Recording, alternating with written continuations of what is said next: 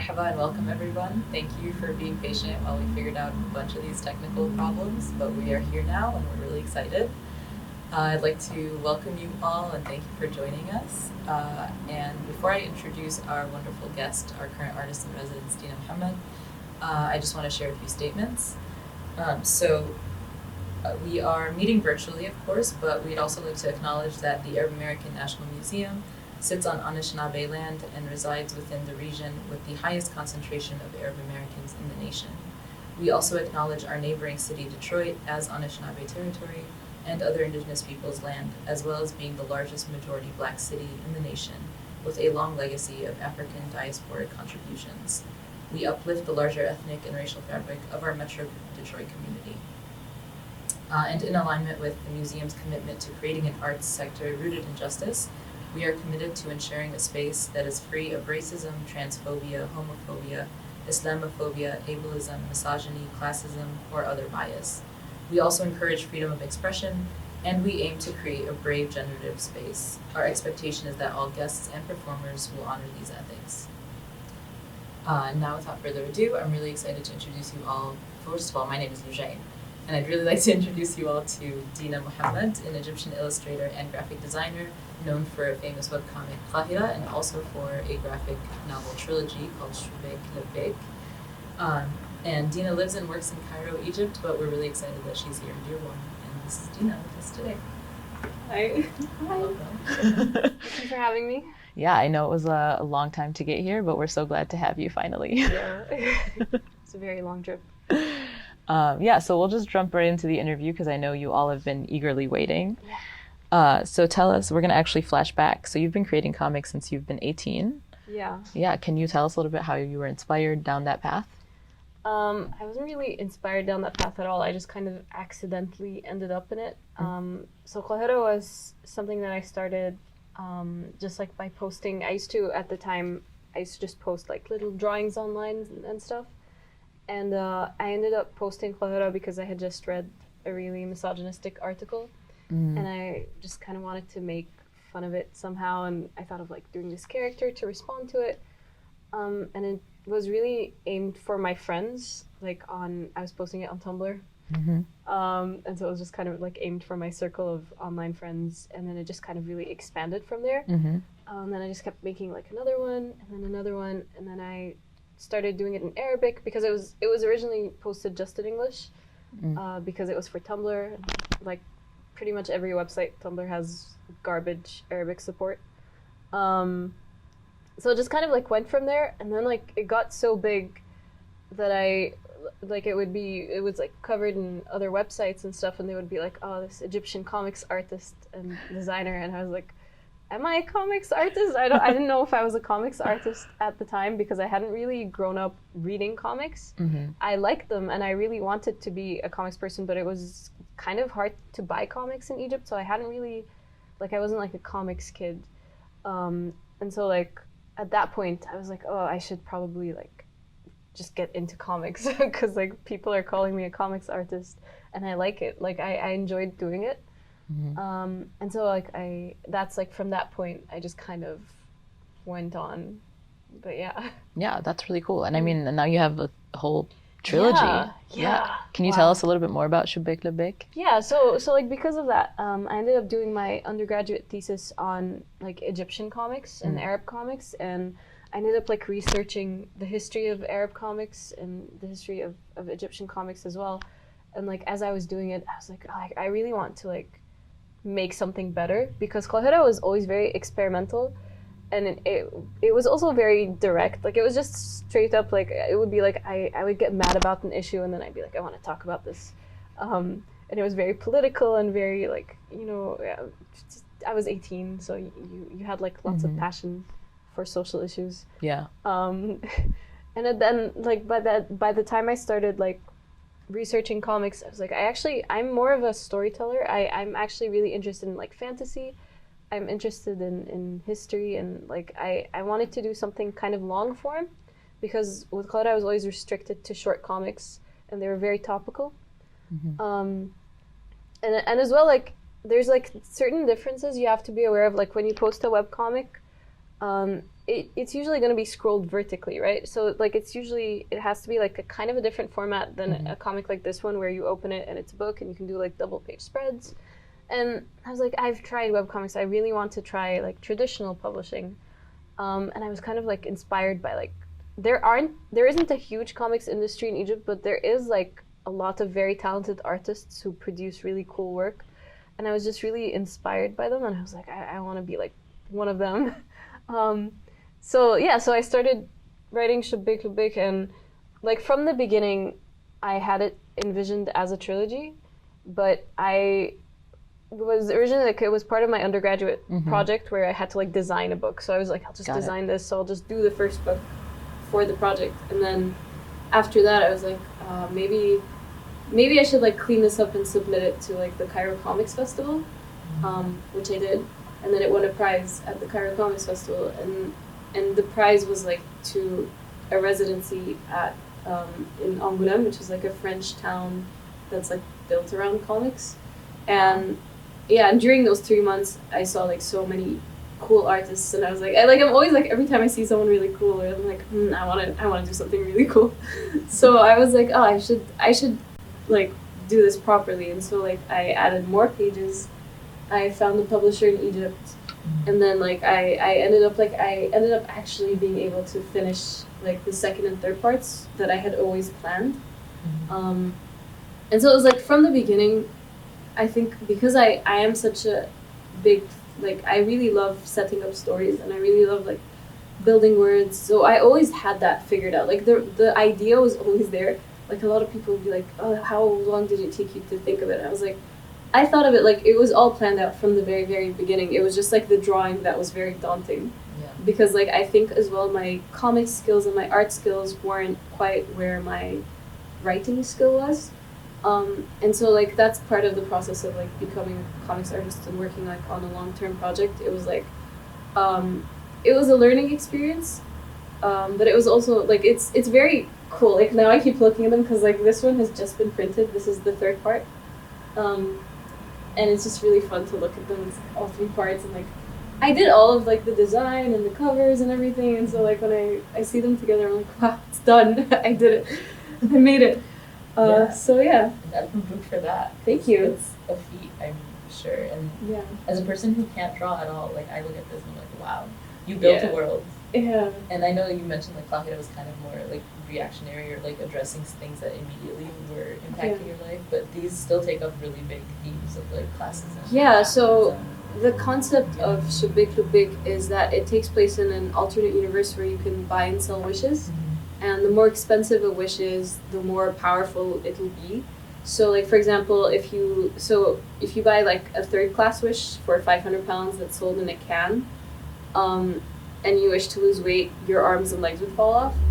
But if you buy like a first class wish that's sold in like a fancy bottle, it'll give you whatever you want, and it might cost like $1 million, but it'll give you what you want. And so that's like the basic premise of this world. And the idea of the story is that there's a man who owns a kushk. It's a bodega, kind of like a bodega, like a corner store kiosk that's very common in Cairo. And the idea is like there's a man who owns a kiosk, and he has 3 first class wishes that his father left him, but he doesn't want to use them because he thinks they're haram, or like religiously impermissible. So he decides because of his debt, he decides to sell them at like a huge discount. And so like each story is about like each of the 3 wishes and where they go and what happens to them. So sorry, what was your question? No, just like if you could tell us a little bit more about the context of the story and like how it does take up a lot of like things that we see in our society. You know, this is a fantasy world, but it seems really So part of it when I was planning it is like because of Qahira had been a webcomic and online and in English, and then I wanted to write a graphic novel that was very, very, very Egyptian. Yeah. And like it was targeted towards an Egyptian audience. And part of it is that actually it's quite difficult to sell fantasy in Egypt, in the sense of like a lot of even our films and stuff, they don't tend to lean towards like high fantasy. It's very few authors that manage to pull that off successfully. Like it just doesn't appeal much.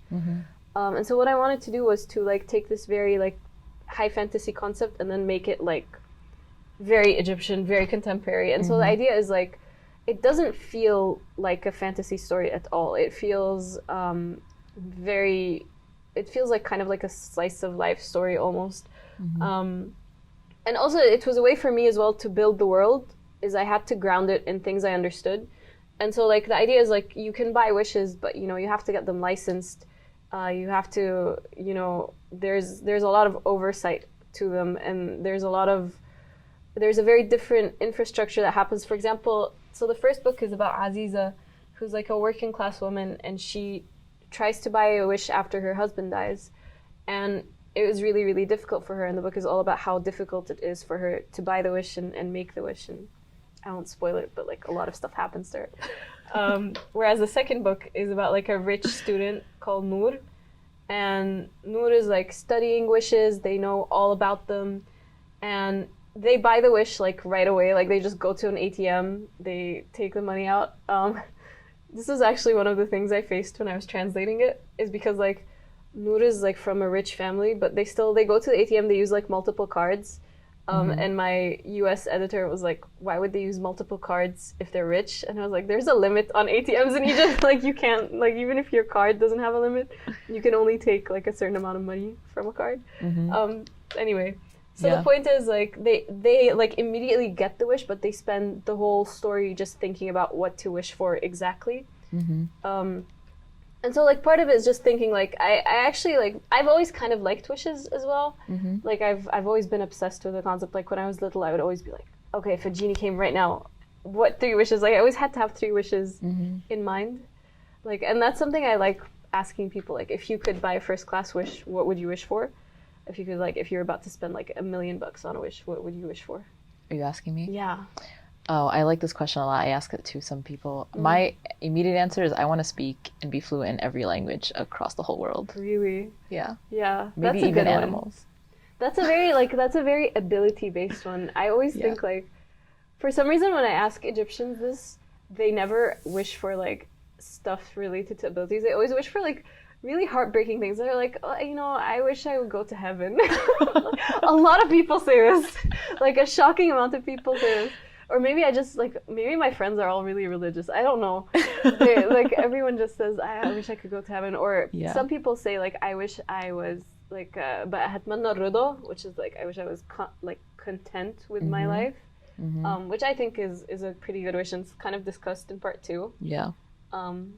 So yeah, it's something I've always been like obsessed with, and so part of it was, as I was planning these books, I wanted to think of like, when you're talking about wishes, you really have to think of what people want the most, and so that's why like, I was thinking, you know, when you wishes like something you really really want, it would be either motivated by a desire to gain something, or by regret, because I think a lot of the times you want to wish the most is when you've lost something. And that's also like the concept of the first one. So the first one's about loss, and the second one's about gain, and the third one is a mix of both. And so yeah, so that was like part of writing it and like conceptualizing it. Is it is very grounded, because I mean, wishes aren't very, like, they are a very human thing, right? Like it's just because there's no genie in this story, right? So the idea is like wishes are commodities in this one. So once you take out genies, the fantasy aspect of a wish is all about like human needs. Yeah. And I think that's what makes it really grounded and really, I mean, it's also very based in how do you say this? Industrialization, like consumerism, because wishes become commodities, and like people have the ability to buy and sell them, and so like once it becomes like a market thing, then it's also just very much based in who gets to want what in the current world. So that was part of it. In your description, I think of the second one, you called it the human right to wishes, which I just really like that phrase. Oh, I think I was the first one. The first more one? about the human right to wishes. And the just like one, who gets to want. I like how you phrase that too. Yeah. Yeah, the first one is it was really as well me kind of working through who gets to want what, because a lot of times like when you hear something about like something someone wants, you might say like, you know, why would they want that? Or like a lot of times when people express the things they want, a lot of people are like, you don't deserve that. And so I think like that's essentially the concept of the world, like who gets to make a first class wish. Yeah. And who gets to, because you have to register your wish, you have to license it. And then like once you wish for it, you know, you have to deal with the consequences of that. And so like, yeah, so the first book had to really go through all of that, because as I was planning it, I was like, just because of how life is in Egypt, you know, you just really have to consider these variables. Whereas the second one is kind of, it's more like internal. So it's like, the first one's very external. It's about how the world deals with wishes. And the second one is more about how you would deal with like getting what you want. And how do you know what you want? And because the second book is about Noor, who's depressed, and they're just trying to use a wish to cure their depression. And it's also about like, do I deserve to cure my depression? Do I deserve to use this very, very expensive wish to use just for me? And so that's like kind of the concept of the book. Yeah. And the third one is, which is new. It's very new. It is. Yeah. It was just printed like a couple of weeks ago, and the third one is currently my favorite, probably because I just finished it, and it's very hard for me to talk about it without spoiling it. But it's about basically making wishes for other people. So it's about someone. It's kind of about also like religion and wishes, because the main character in this one is the kiosk owner who thinks that wishes are haram. And then he has to make a wish because one of his close friends is dying. And so he has to consider like whether it's morally right to make a wish for someone, and whether it's morally right for him to like ignore his beliefs just to make that wish, and what it means. And so that's what I meant by like it's kind of two stories in one. But yeah, it's been a long journey. But I think like all three books together kind of represent the world I tried to plan. Like I originally envisioned it had to be told in three stories, because I think when you plan a world, like if you only show one perspective, it's very narrow, and it's almost impossible to like really show the full scope of it through one character. So I was always thinking of it like, oh, this is to show this, and this shows this, and this shows this, and like all three of them together I think are really nice. Like I don't know how to put it, like, but they kind of package this world really well. And we'll be able to read all three together soon, right? Because this is all in Arabi right now. Yes. But can you talk about what's happening now? So actually what happened when I finished the first one and I won that prize is I was able to get an agent in the States. And she was able to sell the book for me to Pantheon, which is an imprint of Penguin Random House. And they're a really, really big comics publisher. So like for me, it was kind of unbelievable, because they've published like huge comic books like Mouse and Persepolis and stuff like that. And that was the point where I was like, oh, I'm a comics artist. Wow. So the thing is like, because of that, because I got an advance from this American publisher, I was able to like spend the next 2 years finishing parts 2 and 3. And so because of that, so it's like because of that American advance, because when I sold the English version, it was actually all 3 books in one book. So it'll be sold as like a collected volume. And that's like currently what I'm working on. So I had to finish the second and third in Arabic to be able to like fully finish the English. Like I announced that I sold the translation like 3 years ago, and ever since then people are like, where is it? I'm like, listen, it's actually technically 3 books. So I had to finish it in Arabic first. And then like now I'm in the process of translating it. And you're translating yourself? I am also doing the translation. I've like, at the time it seemed like a good idea. Currently it doesn't. Currently it seems like a bad idea. I don't know why I'm translating it actually. Like now that I think of it, I am currently in the process of translating, and I actually, when I was pitching the book, I had translated it myself. And I sent it to my agent, and she sent the proposal to the publishers, and they read it and they were like, this is great, like you can do this. But to me, because I've done the Arabic, I know it's not like quite the same. And so the challenge is getting to a product that delivers the same emotional impact as the Arabic one does. But a lot of it is lost, really a lot, because it was meant to be very Egyptian. Yeah. And so a lot gets lost in translation, and so I'm kind of having to balance the English out with a lot of, because I'm in charge of all of it, so I can, that's something that's kind of fortunate in that I can like add pages, I can change the drawings, which is actually what I'm doing now. Like I'm having to like add pages to like clarify stuff that's like clear. For example, stuff that's clear from the way a character speaks in Arabic. In English, I have to like show it visually because it's impossible to like translate it. Otherwise, I'll have to do like, I don't know, like notes and stuff. Like it doesn't really work the same. So, and maybe part of that is just my inexperience as a translator and going to like the easier route of like I'll just redraw some of it. But I think it's cool because then for people who can speak English and Arabic, they'll have that collected version and they'll be able to see the differences. But as well, like I think once I revise the English and I have like these extra pages, I will probably republish the Arabic with the extra pages. So like my Egyptian publishers were like, we should also do a collected volume. Yeah. So that's something like it's nice that there's always, I think I really like trilogies because I like little collections on shelves and I like the way they look. But I think it's nice as well that I think these are the kind of books that I think will last for a long time. I think like people will be able to like read them and reread them and like still gain a lot from them. Because there's so much world building in it as well, and like in Arabic there's all this extra stuff that gets printed, like little infographics and stuff that I make, which is cool because there's nothing like that in Arabic right now. Like there's no other graphic novel trilogy. There's really not many dense graphic novels because there's no market, so no one has had the opportunity to spend like 2 years just doing graphic novels like I have, which I'm very, very lucky to be able to do. So because of that, I want to like take full advantage of it. So it's true, like for me, like when I got the English advance, I was just thinking of how to like make the Arabic really cool. I was like, yes, I have 2 years, I can do a really good Arabic graphic novel. And like and I think I did. Like I mean, it's very rare for me to like finish something and be happy to show it to people. Like with Qahira, I was always like, oh, this is so embarrassing. Like everyone I finished, I hated it, like probably as I was posting it. But Shubeik Lubeik, it's like,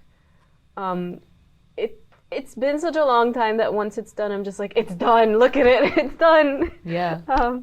And I'm also like really happy with how the covers look. So it's like, it's nice to talk about because it's done and I'm still happy with it. Like maybe in a few years I won't be, but for now. But you know what? That's for Deena later to worry about. It really is. Like future Deena can suck it. Like.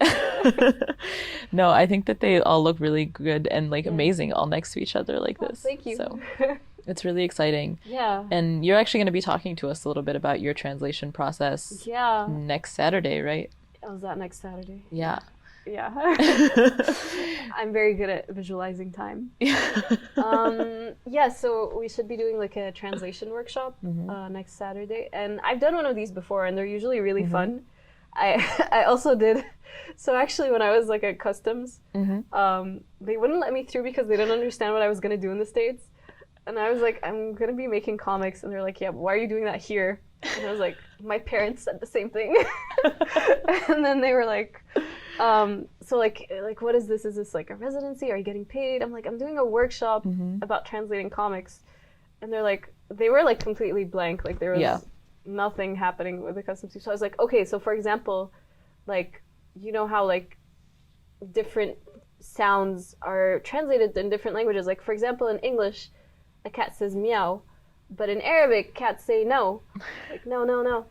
And they're like, oh, that's really interesting. I've never thought about that. I was like, yeah, isn't it interesting? Now I'm gonna go translate a whole world. Yeah, and then I was like, yeah, it'll be just like translating like sound effects and stuff, like, you know, boom, pow, stuff like that. It's different in different languages, and that's part of comics. And they were like, yeah, go through, you're fine. Well, let's just finish your paperwork. So it was like, yeah, so I just had to do a very fast version of that at customs. That's hilarious, actually. And of course it would happen in an airport. I mean, it was really funny because like after that, every time they let someone through, because I was at customs for a really long time, and they were translating like what the person was saying and stuff, and they'd be like, "See, if this were a comic book," like they got really into it, which is fun, I guess. Well, I hope that they come down to the workshop. I didn't invite them, No. but well, I'm just gonna make a plug for it then. Maybe they're tuning in. I don't think so. But if go for it. They should totally come. I think they would enjoy it. Mm-hmm. So the thing is, like, yeah, translating in general is interesting. Like, I do find translation really interesting, because I also consume stuff in lots of different languages, and I consume stuff that's like translated by non-professionals, like by hobbyists a lot. Like manga or K-dramas or whatever, and it's like translated by people who are just doing it for the love of the content. Yeah. And so I've always found it really, really fascinating, like the type of translation that happens professionally versus unprofessionally and stuff. And especially in comics, it tends to be unprofessional because a lot of the comics we read were never made to be translated, and we just kind of like, they're usually like pirated. And so like that process, I think, is really a labor of love, because it's, I mean, even though, you know, piracy isn't considered that way, but it's true because it's like usually by people who haven't considered another market at all. And so like part of that, so a lot of the comics I've consumed weren't actually translated officially. And so when I think about that, and I think about like how I'm translating my book and like what reading experience was more rewarding.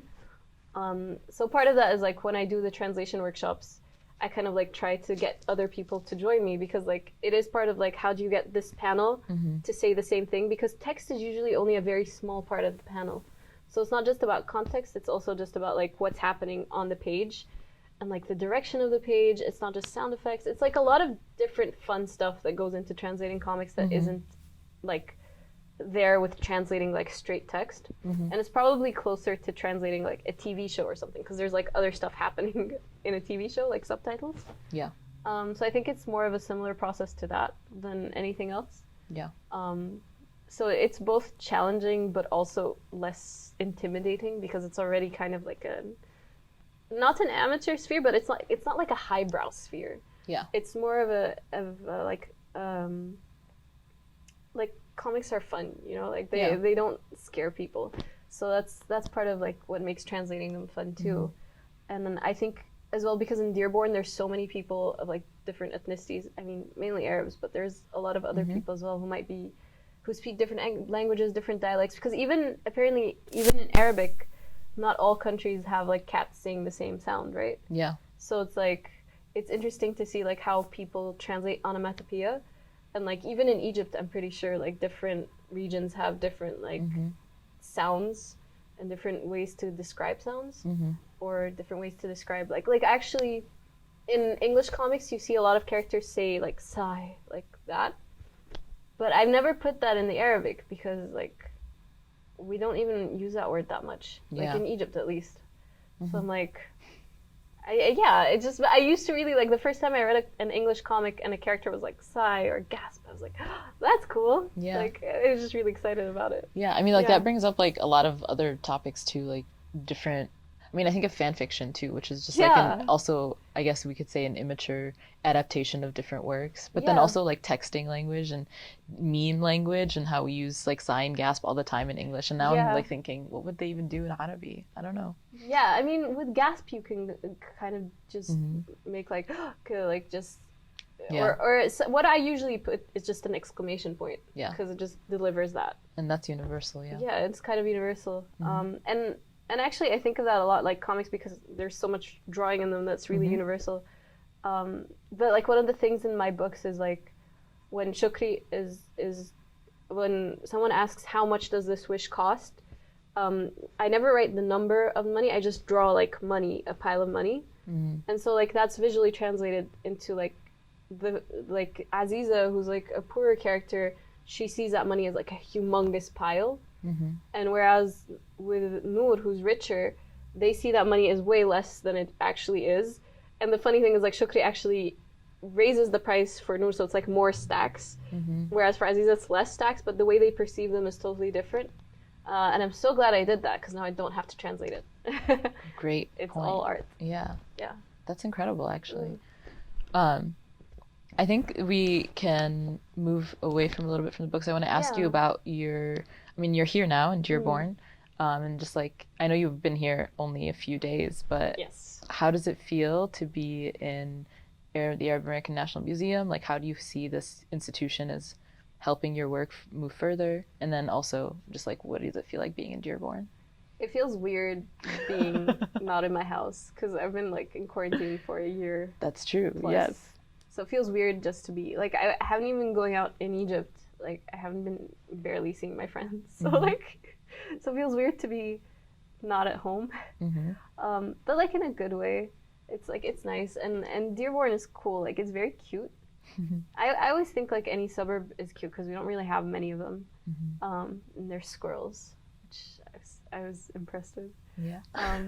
But also it's nice because it's not really that far outside my comfort zone. Like I went to the supermarket and they were selling Shayla Arusa, which is very funny to me. So it was like, it's nice for me, like as a non-American at all, to be like, wow, there's so much Arab stuff here. Like it's cool. It's comforting. But I mean, this is a cool opportunity for me actually, because the more I think about it, I don't have any connections to like actual American publishing. And like the closer I am to, like now that I'm in the process of translating and publishing in the States, I realized like in Egypt, because the market was so small, publishing kind of felt like, you know, very comfortable. Like me and my publishers, we have a very casual relationship. It's very chill. But in the States and the foreign market generally, there's a lot of comics. Publishing is a very formal process that takes months and months and months, and you need to like promote it, and you need to do pre-orders and stuff. And I was like, I was feeling like kind of intimidated that my book will kind of get lost in the middle of all of that. So it's nice to be here and kind of have a chance to like make connections with people who might actually like it, just to make sure it reaches the people who would actually enjoy it, or the people who are looking for it. So like it is very valuable for me, because as an Egyptian, I just didn't have a foothold in the American publishing industry at all. And so like, yeah, I because I know there's people who would really enjoy this. So like what I want is just to be able to get it to them. Yeah. And so I think like the museum will be really helpful in that, because it just has that connection and just that, yeah. Yeah, I mean, I think we're really excited to that. Yeah, be I would able love to do that. that too. Yeah. This is definitely something right up our alley. Luckily for me. Well, awesome. Yeah. So just to recap for the audience, Deena will be hosting a workshop on July 17 at 2 p.m. Eastern, but it's also local. It'll be at Green Brain Comics, which is just a little bit down the street from us. And it will be outdoors, so social distancing, I forgot the word for social distancing for a second. Social distancing will be kind of observed, but we do ask for masks as well. But since it is outdoors, there will be a little bit more comfort, I think, for the majority of folks attending. So yeah, July 17th, Green Brain Comics, 2 p.m. Be there, translating comics with Deena, and all languages are welcome, actually, not just English and Arabic. Yeah. So that'll be really exciting. The more languages there is, the more fun it is, because then you get like lots of different participation and stuff. Yeah. And I want to give a chance for the audience to ask any questions that they may have. So if you are tuning in, feel free to drop a question in the chat. We'll be happy to ask Deena anything. And while you all do that, I'm now curious. Do you speak any other languages besides English and Arabic? I speak French. I am really good at reading French. I am okay at speaking French. I'm terrible at understanding French when it's spoken. Like listening to French, I just cannot do it. Yeah, it's like one of the languages that drops a lot of syllables. Yeah, they speak so fast. They speak way too fast. So I do speak French. I think actually I partly was motivated to learn French just because they have such a good comics industry, and they make such great comics. So despite my lack of enthusiasm to any other French things, I do love their comics so much. They're so good. And if you speak just a little bit, it's because as well there's like images and the text is not that heavy. It's also really good to learn new languages through. So that's also another thing. Like a lot of people who aren't strong at Arabic actually like Arabic comics as a learning aid. So it's like makes sense. Yeah, even though mine are very Egyptian, like they're not really formal Arabic, so they're difficult for beginners. But like a lot of people have been like, yeah, I was able to read it, and it was exciting for me. So I speak French. I speak a little bit, like an embarrassing little bit of Korean.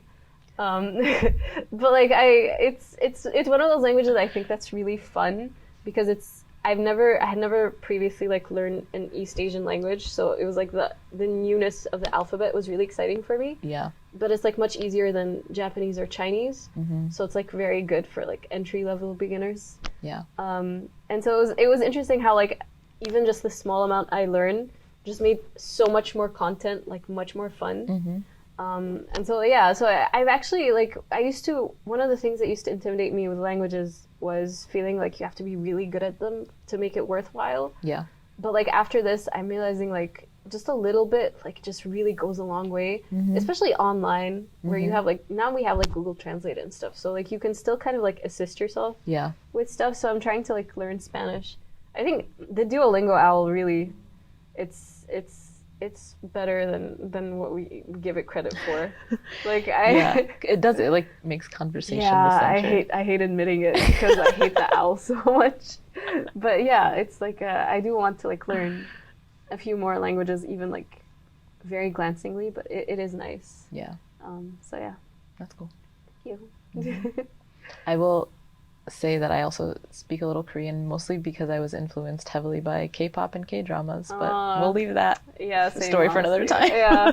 I like K-dramas a lot. I'm not into K-pop. That is my one, like, this is the one thing I'm still, like, I still have a strong barrier against.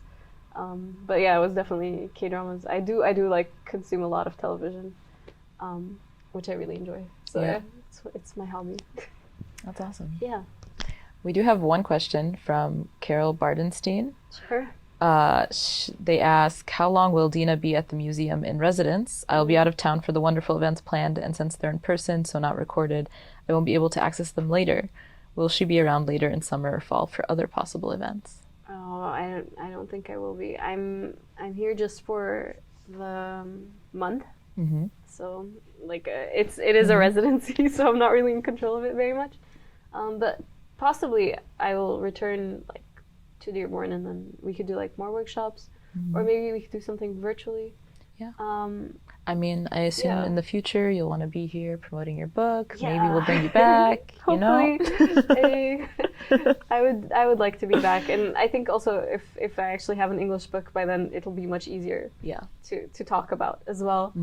Well, there's something else you're working on during your residency, right? You're recording your process, so maybe that's something that people can access. So my trip was delayed a little bit by travel things, but one of the things I did want to do is I do want to be like recording a lot of videos about comics, but those are primarily meant to be in Arabic. Is that because there's no Arabic content about comics that's freely available, and when I was researching Arabic comics, I just have so much content. Like I have a lot of stuff, and I've done like a couple of comics workshops, and I've done a couple of like translation workshops, and so I feel like a lot of people in Egypt and in other Arab countries, because I'm like one of the very few people that's doing like such long form comics, they tend to ask me a lot of questions. And I've always wanted to do something that would be like accessible to everyone, like to kind of be able to explain stuff, but like to everyone at once instead of like giving one person advice.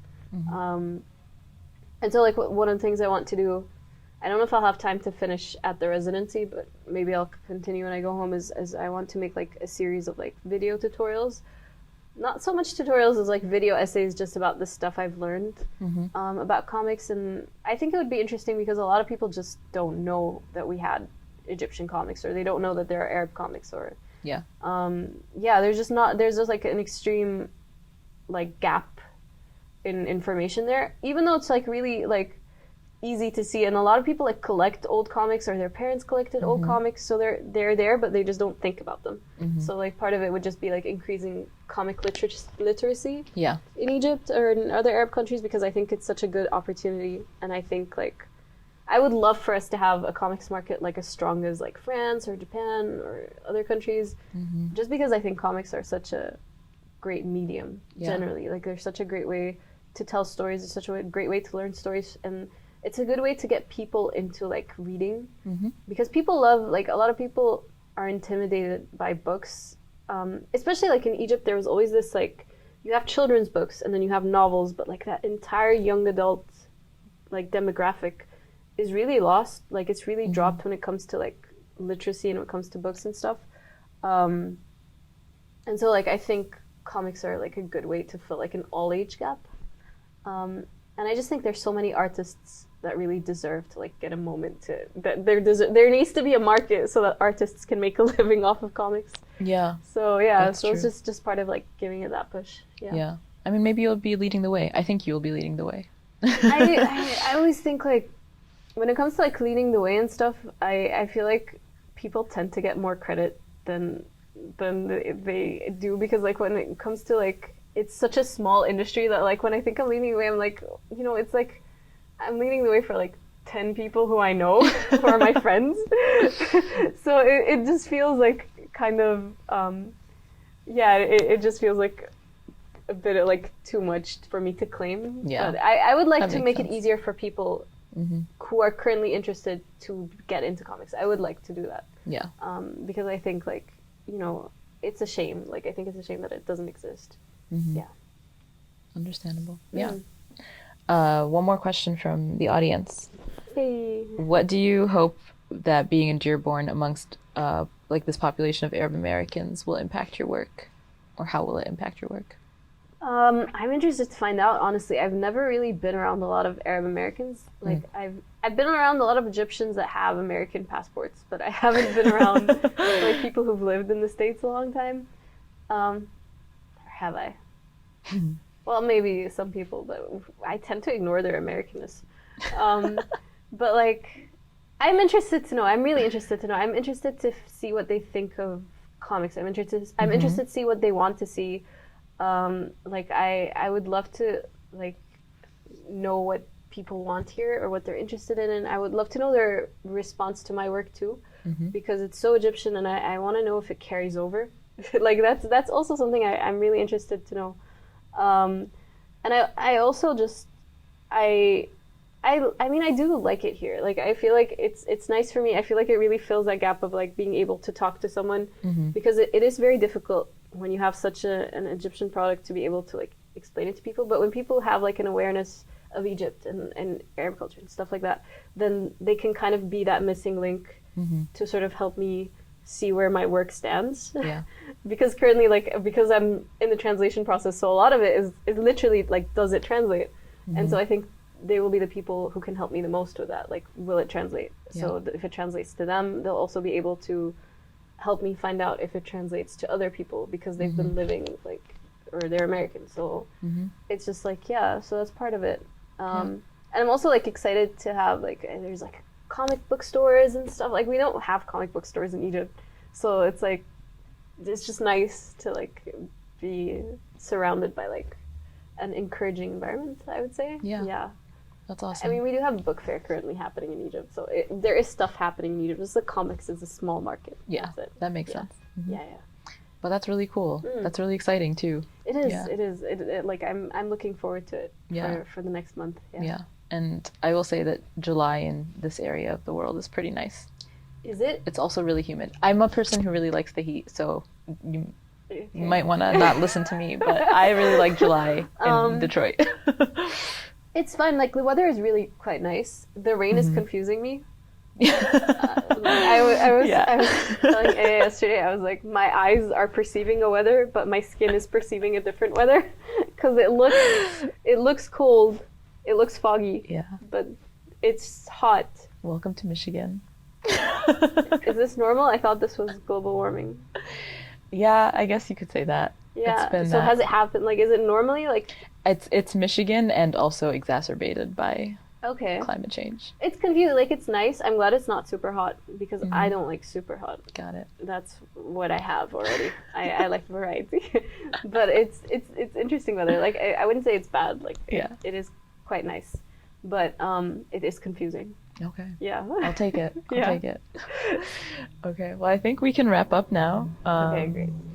We can say thanks to everyone for joining us. Sorry we were late. Yeah. It happens, you know. Yeah, it does. And we hope that everyone can join us on for the Translating Comics Workshop next Saturday, July 17, 2 p.m. It'll be outdoors at Green Brain Comics. And don't forget to save the date for our virtual music festival, Jamaa, which is happening September 23rd to the 22nd. Or sorry, September 23rd to the 26th. I can't count. We're bringing back some of our favorite acts and bands like 47 Soul, Ramya Isam, Asada and the Nubatones, Odyssey, Medusa TN, so we can go on. But you can check out our social media for more information and our website, www.arabamericanmuseum.org, for any and all upcoming events. Thanks so much, and we hope to see you soon.